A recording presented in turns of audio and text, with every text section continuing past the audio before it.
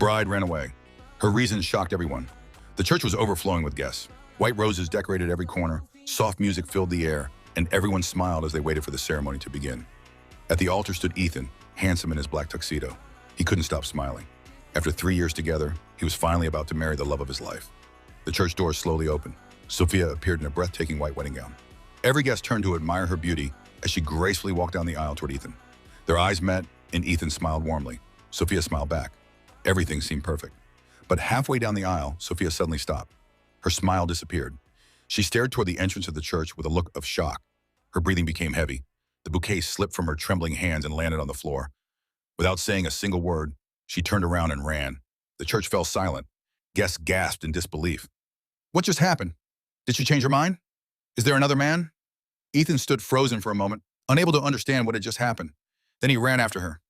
Outside the church, the afternoon sun beat down on the dusty roadside. Sophia dropped to her knees in front of a young boy dressed in old, faded clothes. His shoes were worn out, and he held several bottles of water tightly against his chest. The boy looked at her with innocent eyes. He tilted his head and quietly whispered, "Mom." Ethan stopped in his tracks. His heart nearly stopped beating. Sophia burst into tears. She gently held the little boy's face as tears streamed down her cheeks. "I've searched for you for so many years." The boy looked confused. "You know me?" Sophia struggled to speak through her tears. "When I was 16, I became pregnant. My parents cared more about their reputation than my happiness. They forced me to give you away. They told me you had been adopted by a loving family. They told me I would never see you again." Her voice broke. "I believed them." The little boy remained silent. "I never stopped thinking about you. Every birthday I wondered if you were safe. Every Christmas I prayed someone loved you. Every night I cried because I couldn't even hold my own son." By now, nearly every guest had followed them outside. Nobody spoke. Even the birds seemed silent. Sophia's parents slowly stepped forward from the crowd. Her mother covered her mouth in tears. Her father couldn't even look at his daughter. Sophia turned toward them. "You lied to me." Her father lowered his head. "We thought we were protecting your future." "You didn't protect my future. You stole my child." Her mother collapsed into tears. "We were ashamed. You should have been ashamed of what you did, not of him." The little boy quietly reached for Sophia's hand. She squeezed it tightly. "I will never leave you again."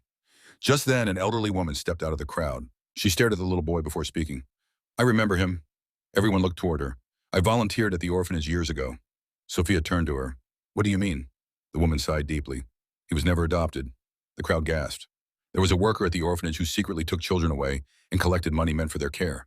Your son disappeared shortly afterward." Sophia covered her mouth. "Oh my God." The elderly woman nodded sadly. "We searched for him, but he was gone."